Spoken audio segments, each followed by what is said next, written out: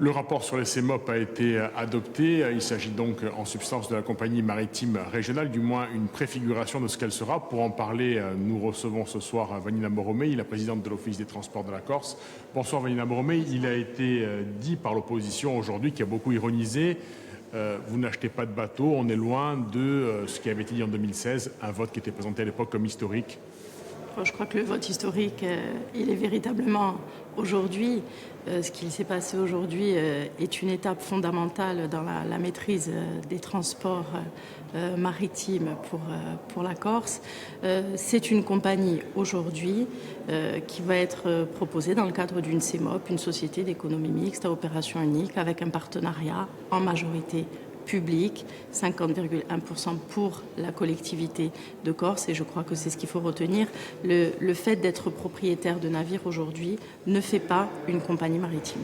Alors, il a été rappelé les différents contentieux par Gilles Siméon. Il y a environ 500 millions d'euros que la collectivité a acquittés ou devra acquitter. En quoi est-ce que le nouveau système est plus sécurisé juridiquement ? Je crois que la sécurisation juridique, on la constate avec le travail que nous menons au sein de l'Office des transports depuis maintenant 3 ans. Alors si ça fonctionne déjà, pourquoi faire une CMOP aujourd'hui ? Pour la maîtrise de la dotation de continuité territoriale, puisque vous parliez des contentieux. Le contentieux porte principalement sur la notion d'aide d'État, sur l'idée d'une surcompensation. Je crois qu'à ce niveau-là, nous sommes juridiquement allés au bout du travail, confèrent les dernières décisions de justice. Donc en ce qui concerne ce volet-là, c'est ce que j'expliquais juridiquement. Je crois qu'il y a toujours un risque de contentieux, c'est évident, et il y en aura toujours. Mais en tout cas, nous avons fait notre part du travail.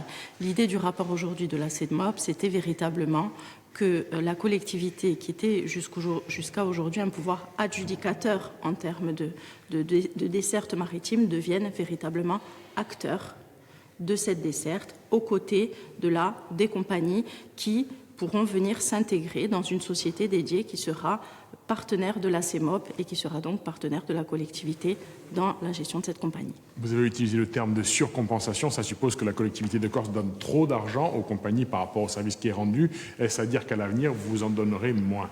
Alors, je dis surtout qu'aujourd'hui, nous sommes dans la juste compensation, c'est ce que nous demande l'Union européenne, et à notre sens, il y a eu peut-être surcompensation par le passé. En tout cas, le constat est clair, ce n'est pas à moi de juger. Aujourd'hui, nous sommes à moins de 80 millions d'euros par an de compensation. Il y a 5 ans, nous étions à plus de 100 millions d'euros, donc un reliquat qui démontre quand même que la gestion est au plus juste, et c'est ce que nous attendons aussi, je pense, de l'Office. À terme, est-ce que vous allez acheter des bateaux comme cela a été dit par le passé ?